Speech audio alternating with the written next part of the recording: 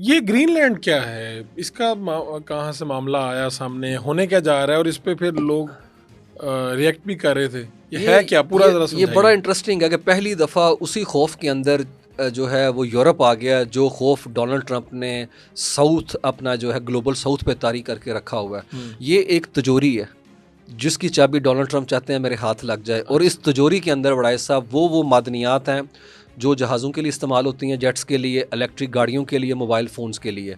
और Donald Trump जो है वो खुशकिस्मत अपने आप को इसलिए समझते हैं, वो कहते हैं जब मैं आया तो बर्फ़ पिघलना शुरू हो गई, 80% इलाका बर्फ़ से ढका हुआ है और दुनिया का सबसे बड़ा जजीरा है और इसका जो लैंड मैस है पाकिस्तान से 2.5 गुना बड़ा है। ये कहाँ पे करके आएगा नक्शे में? ये आएगा आर्टिक, जो कि हम बचपन में किताबों में पढ़ते थे, कुतुब शमाली जो है, ठीक है, नॉर्थ का नॉर्थ पोल है ये वो, और अटलांटिक बहरे ओकियानूस के दरमियान में है। ठीक है। ये ऊपर से लगता है अपना नॉर्थ ईस्ट लगता है कनाडा का और वेस्ट लगता है आइसलैंड का, साथ में नॉर्डिक रीजन भी है, डेनमार्क भी है, फिनलैंड भी है, नॉर्वे भी से लगता है, उधर से अलास्का भी टच करता है ज़्यादा और रशिया भी टच करता ज़्यादा है। कौन इसके साथ बिल्कुल यूरोप है, यूरोप जो है यूरोप है। कल्चरली ज़्यादा, पॉलिटिकली यूरोप है, लेकिन अमेरिका भी लगता है क्योंकि अमेरिका कोल्ड वॉर के अंदर यहाँ मिलिट्री बेसिस बना चुका हुआ था और ताकतवर रडार सिस्टम उन्होंने नस्ब किया हुआ है कि कहीं से सोवियत यूनियन जो कि अभी भी थ्रेट है उन्हें, रशिया वहाँ से आ जाएगा।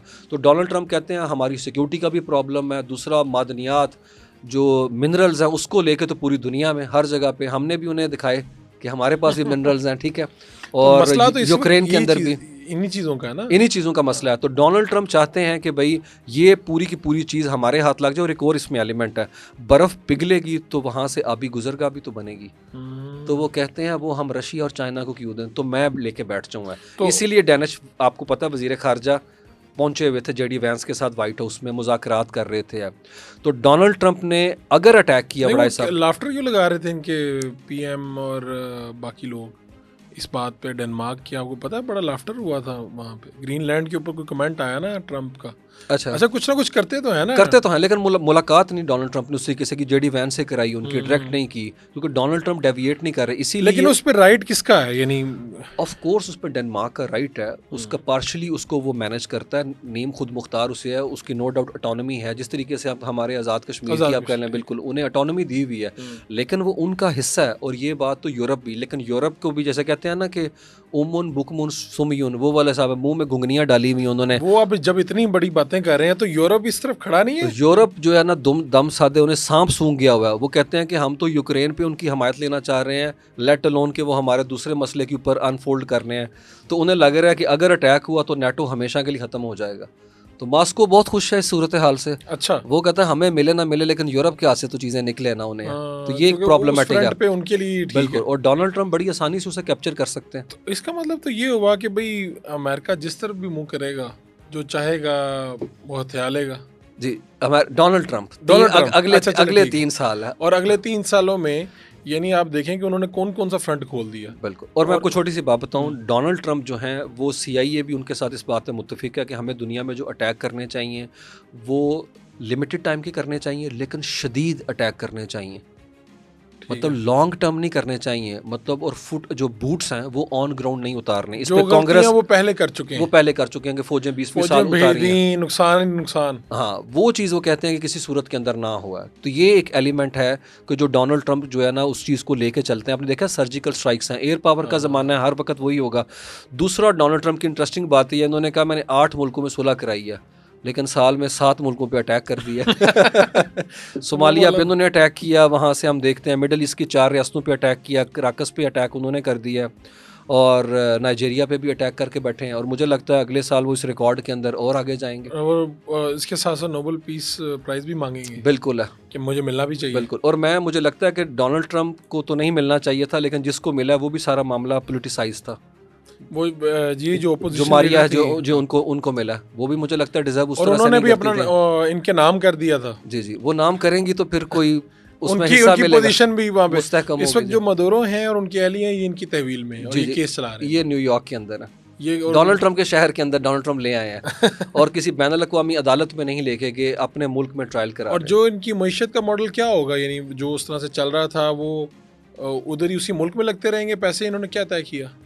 जो अपना बात कर रहे हैं यहाँ पे वेनेजुएला में, अमेरिका ने तो तय किया है कि जो बड़ी ऑयल कंपनीज हैं उनको कहा है कि आप वहाँ के ऊपर इन्वेस्टमेंट करें और उसके लिए हम आपको सेफगार्ड सिक्योरिटी देंगे, क्योंकि अमेरिका के जो गल्फ कोस्ट के अंदर लुजियाना और टेक्सास स्टेट है उसमें जो मशीन लगी हुई हैं फैक्ट्रीज, वो इसी हैवी ग्रेड तेल के लिए लगी थी जो उन्हें दिया नहीं जा रहा था। तो अब वो रास्ता खुल जाएगा, उससे नुकसान ईरान को होगा अगर, क्योंकि इस वक्त सप्लाई जो है वो बहुत ज़्यादा, डिमांड उतनी है नहीं, हमारे यहाँ भी पेट्रोल की कीमत गिर रही है।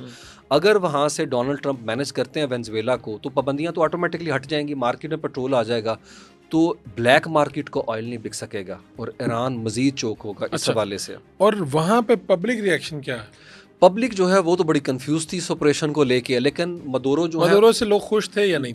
इंतहाई जो है ना वो अपना क्या आप कह लें मुश्किल सूरत हाथी बदहाली का वही मामला था। और मदोरो लोग बहुत निकल आते। हाँ, मदोरो भी आप कह लें कि मदोरो उस हुगो चवेज की पॉलिसी को लेके जा रहे थे, लेकिन अवामी हमायत उस तरीके से उन्होंने हासिल नहीं थी। जैसे आपने बात की 2015 में, आपको याद होगा जब मिलिट्री कू करने की कोशिश की गई थी अपना टर्की गवर्नमेंट, हाँ, तो किस तरह लोग बाहर निकल आए थे, कहा टैंक चला दो हमारे, बिल्कुल, और 252 लोग उसमें उनकी डेथ भी हुई। मुझे आज भी याद है, मैं गया था जब, तो उन्होंने वो कई जगहों पे वो कार्स जो जिनके ऊपर टैंक चढ़े थे वो कार्स यानी तबाह हुई हैं, वो सजा के रखी हैं उन्होंने, वो यादगार।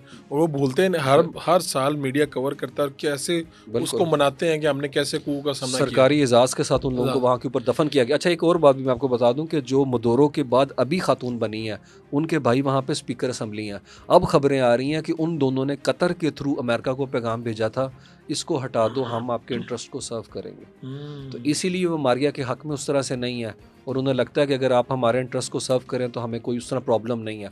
मदोरो किस तरह चला रहे थे, मदोरो कह रहे थे बार्टर सिस्टम करके रीजन के अंदर ईरान के साथ है, और दूसरा वो कर्जा ले लेते थे, कर्जे के बदले पेट्रोल दे देते थे जो उनके पास था, और दूसरा वो करते थे कि क्यूबा को भी उन्होंने कहा हुआ था कि आप हमें जो चीज़ें चाहिए, आपसे चीनी चाहिए कुछ, वो दे दो और बदले में। अब ये चैनल भी डोनाल्ड ट्रंप जो है स्क्वीज कर रहे थे वहाँ के ऊपर। आखिरी सवाल आपसे पाकिस्तान के ऊपर, कि पाकिस्तान यहाँ पे कह रहे हैं जी ऑर्डरों की लाइन लगी, मैं नहीं कह रहा, वजीर दिफा ख्वाजा आसिफ, उन्होंने कहा आप इधर तो हमारे दरवाजे पे आगे लोग खड़े हुए हैं। इसमें तो बड़ी बड़ी डील्स किन मुल्कों के साथ हुई हैं? अभी $4 अरब की तो आपको पता लीबिया के साथ हुई है। अभी खबरें आ रही पिछले हफ्ते से, राइटर्स क्लेम कर रहे हैं कि $1.5 अरब से ज़्यादा की डील जो है वो पाकिस्तान की सऊदी अरब के मदद से वो साइन होने जा रही है सूडान की उसके आर्मी के साथ है। सूडान की आर्मी जो पैरामिलिट्री फोर्स के साथ लड़ाई कर रही है। अच्छा, यहाँ पे इंटरेस्टिंग पहलू ये है कि पैरामिलिट्री फोर्स के पीछे UAE खड़ा है और दूसरी फोर्स के पीछे सऊदीज खड़े हैं, और हमें बीच में फिर सैंडविच बना दिया गया। अब हम तो अपना चीज़ें बेच रहे हैं, लेकिन हमारे बैंक अकाउंट में UAE के पैसे पड़े हुए हैं, तो हम उस फोर्स को दे रहे हैं जो कि अटैक करेगी उनको है। तो मुझे लगता है पाकिस्तान को बहुत संभल के और उसके अलावा करना चाहिए। बाकी भी मुल्कों के नाम आ रहे थे कुछ, कि अभी तक फिलहाल इन्हीं के साथ अभी मेरे ख्याल में ये 2 चीज़ें मटेरियलाइज होने की बात हो रही है, बाकी चल रहे होंगे नो डाउट है, और उसमें जेट्स भी शामिल हैं। हम सूडान को JF-17 थंडर तैयारी भी देंगे, और बांग्लादेश भी वही तैयारी लेने जा रहा है चाइना से, जो 10 मई में हमने उड़ा के इंडिया के गिराए थे। तो हम US के नक्शे कदम पे हैं? नहीं, हम उस तरह से तो नहीं, लेकिन हाँ, लेकिन आज की दुनिया में जो उसूल ज़ाब्ते नहीं है उस तरह से, तो पाकिस्तान जो है ना इक्विप है उस लिहाज से, हम तैयार हैं।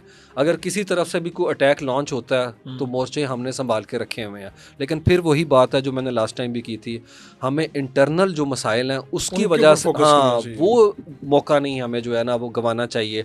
कि अगर जिस तरह ईरान की हम बात करते हैं, नो डाउट पाकिस्तान में वो हालात तो दूर दूर तक नहीं है, लेकिन लोगों के अंदर जो, जैसे मैंने कहा कि लोग चाहते हैं कि पॉलिटिकल इंस्टेबिलिटी ख़त्म हो, तो वो उसके लिए मुझे लगता है कि मुक़्तदिर कुव्वतें जो है ना उन्हें चाहिए कि वो सही डायरेक्शन समत में आगे की तरफ बढ़ने की ज़रूरत है।